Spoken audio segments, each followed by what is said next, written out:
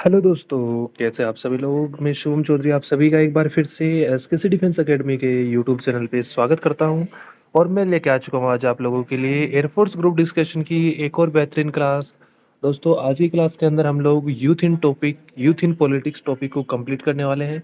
आपके air force group discussion intake 1/2027 की नज़रिए से ये टॉपिक बहुत ही इंपॉर्टेंट है। इस टॉपिक को बिल्कुल भी मिस मत कीजिएगा। इस टॉपिक को बिल्कुल आप तैयार कर लीजिए।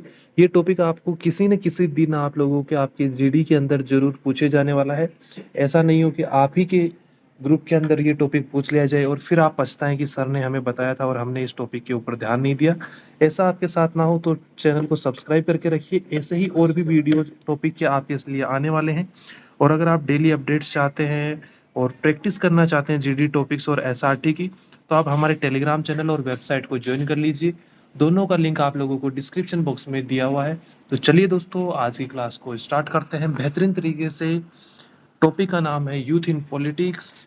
तो देखिए, India of the youngest nation in the world, कि इंडिया भारत पूरे विश्व में सबसे यंगेस्ट नेशन है, कि जो यूथ है सबसे ज़्यादा युवा राष्ट्र कौन सा है, भारत है।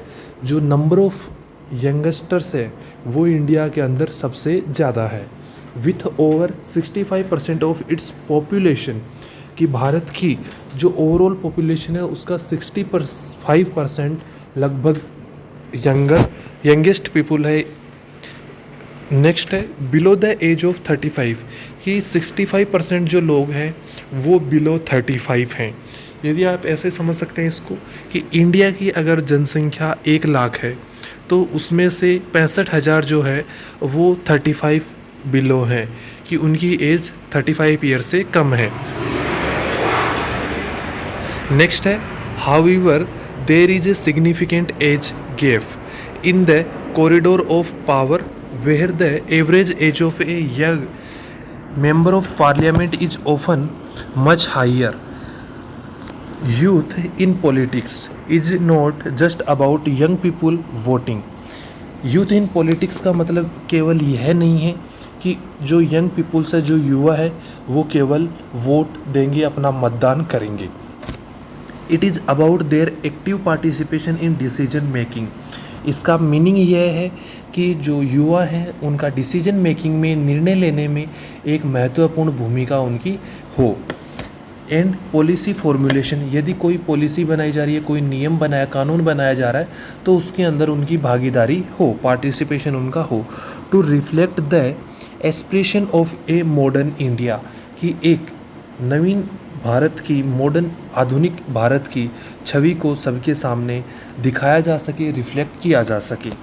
अभी हम बात करेंगे pros the case for youth topic के बारे में। तो देखिए, young leaders bring innovative solution to modern problems, कि जो मॉडर्न प्रॉब्लम है जैसे climate change, digital privacy and the gig economy, इसके लिए जो सॉल्यूशंस है वो यूथ आसानी से लेके आ सकती है, इजीली मॉडर्न और इनोवेटिव सॉल्यूशन इसके लिए लेके आ सकती है। That older generation might not fully grasps, कि जो हमारी पुरानी पीढ़ी के जो लोग हैं वो इस चीज़ को अच्छे से ग्रैप नहीं कर पाएंगे, पकड़ नहीं पाएंगे। नेक्स्ट पॉइंट है being digital native youth can better drive the digital India vision, ensuring transparent and efficient governance through technology. Next point है आपका the youth possessive the physical and mental stamina to work on the ground, कि the youth possess the physical and mental stamina to work on the ground, कि जो युवा पीढ़ी है, युवा जो है, उनके अंदर फिजिकली और मेंटली स्टेमिना बहुत ही ज़्यादा है। शारीरिक और मानसिक जो उनके अंदर शक्ति है, स्टेमिना है, वो ग्राउंड लेवल पे काम करने के लिए बहुत ही ज़्यादा भरा हुआ है। नेक्स्ट है ट्रेवल एक्सटेंसिवली, वो ट्रेवल कर सकते हैं। And connect with the grass root level for more effectively, और जो जड़ें हैं हमारी, जहाँ से हम लोग आए हैं, ग्रास रूट जो हमारी हैं, उनसे वो आसानी से कनेक्ट हो सकते हैं और मोर इफ़ेक्टिवली कनेक्ट हो सकते हैं। नेक्स्ट पॉइंट आपका new age politicians are often tied to traditional vote bank politics and are more focused on performance, development and merit. कि जो न्यू एज के पॉलिटिशियंस हैं वो less tied to traditional vote bank, कि जो अपने पुराने पॉलिटिशियंस हैं, राजनेता हैं, वो अपने वोट बैंक की राजनीति करते हैं। उससे जो नए युवा हैं वो बाहर उभर के आएंगे और वो कास्ट और रिलीजन के ऊपर फोकस नहीं करेंगे and are more focused on, बल्कि जो नए युवा हैं वो किस पे फोकस करेंगे, परफॉर्मेंस, डेवलपमेंट एंड मेरिट के ऊपर ज़्यादा फोकस करेंगे। नेक्स्ट पॉइंट है, since the youth will have through the consequences of today policies like education और इन्वायरमेंटल लॉज। कि यूथ विल लाइव थ्रू, कि जो हमारी युवा पीढ़ी है उसने लाइव थ्रू किया है, वो उस चीज़ से गुजरी है, कंसिक्वेंसेज ऑफ टुडेज पॉलिसीज, जो अभी कानून है, पॉलिसीज़ हैं, नीतियां हैं, उनसे वो लाइव गुजर चुकी है। They have a higher stake in insuring long term sustainability, और वो इस चीज़ को लंबे समय तक बनाए रखने में मदद कर सकते हैं, इस चीज़ को लंबे समय तक फॉलो कर सकते हैं। नेक्स्ट अभी हम कॉन्स के बारे में बात करते हैं, द चैलेंजेस, कि यूथ इन पॉलिटिक्स के, अगर यूथ पॉलिटिक्स में आ रही है तो उनको कौन कौन से चैलेंजेस का सामना करना पड़ रहा है, उसके बारे में हम लोग डिस्कस करेंगे। तो चलिए सबसे पहला पॉइंट हम डिस्कस करते हैं। उससे पहले अगर आप चैनल पे नए हैं तो चैनल को सब्सक्राइब करके बेल आइकन को ऑल पे प्रेस ज़रूर कर लीजिए, और प्रैक्टिस के लिए टेलीग्राम चैनल और वेबसाइट को ज्वाइन करना बिल्कुल भी मत भूलिएगा। वहाँ पर आपको SRT के और GD के दोनों के प्रैक्टिस सेट वहाँ पर आपको मिल जाएंगे। तो चलिए कॉन्स के और चैलेंजेस के बारे में डिस्कस करते हैं। पहला है, गवर्नेंस इज़ कॉम्प्लेक्स, कि गवर्नेंस बहुत ही जटिल है। Without the grey hair experience of senior politicians, youth may struggle with the intricacies of diplomacy, bureaucracy and crisis management. Next है, unfortunately many young leaders in India are only there because of their family background.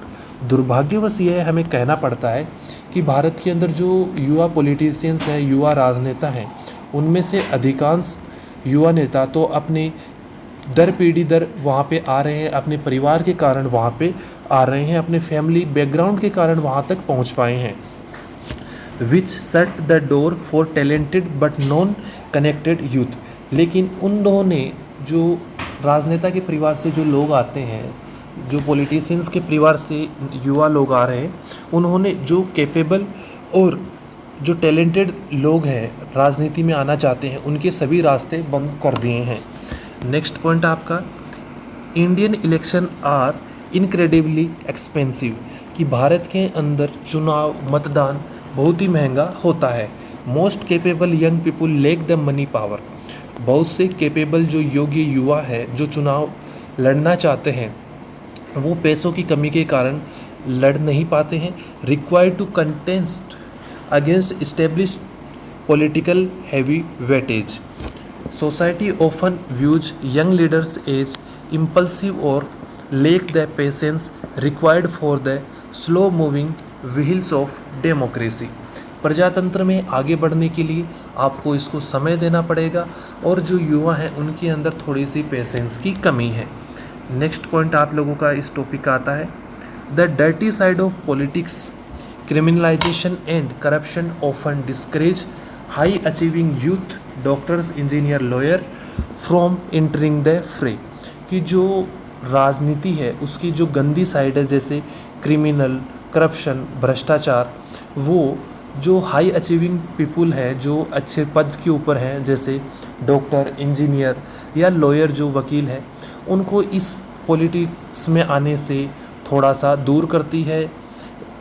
Next point आपका, the inclusion of youth in politics is not a luxury, कि youth का politics में आना केवल एक luxury ही नहीं है, it is a necessity for a vibrant democracy.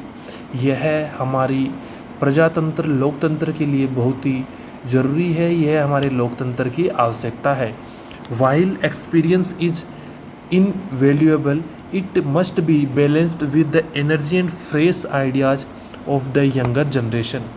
कि जो हमारे पुराने राजनेता हैं उनके अंदर अनुभव तो बहुत ज़्यादा है, लेकिन जो उनके अंदर जो नई प्रॉब्लम्स आ रही है उनको समझने की कैपेबिलिटी कम है।